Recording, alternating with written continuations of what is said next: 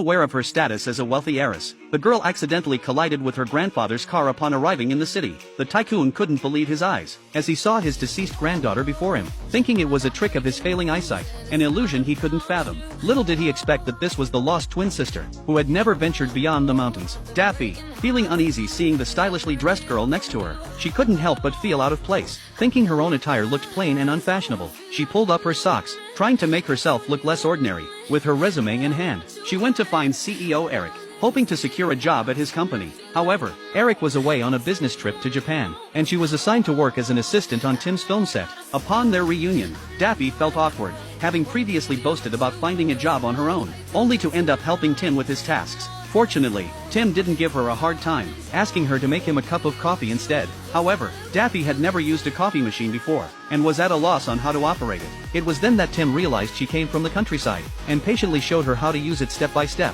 Another assistant came to inform them of a meeting. Seeing the atmosphere between the two, thinking they were being interrupted, Daffy found herself daydreaming on the sidelines, and accidentally bumped into something, causing the lights to go out. Tim realized he had gotten carried away, taking up their time and delaying their departure. Finally, they were granted a long-awaited break, but it was too late in the day, so Daffy ended up staying overnight at the office. Meanwhile, the assistant deliberately made an excuse to not give Tim a ride, creating an opportunity for the two. Daffy noticed Tim's forgotten phone on the table, and decided to make a call back home. Meanwhile, in the countryside, Daffy's mother was cooking a pot of bird's nest soup, intending to serve it to Daffy upon her return. The neighbor, uncle suggested tasting it, saying it would go bad if they waited for Daffy. Daffy's mother anxiously tried to stop him, but in the midst of the struggle, the bird's nest soup was knocked over. Fortunately, Daffy heard the phone ringing, and spoke to her mother about how great and large the company was, saying she would surely earn a lot of money, and buy many sheep for her. Tim, who had just returned outside the door, overheard their conversation, and silently listened.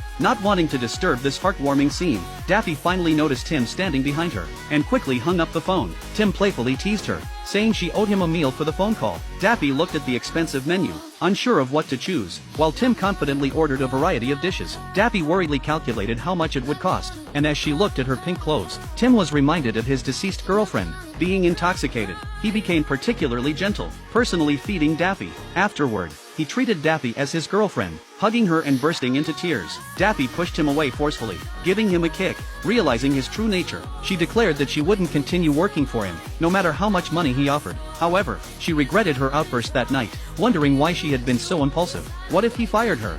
The next day, when Daffy saw Tim, both of them felt awkward. Eric, who had been on a business trip, finally returned. By chance, he noticed the scar on Daffy's hand, and became suspicious, as Daffy's sister had gone missing in a fire.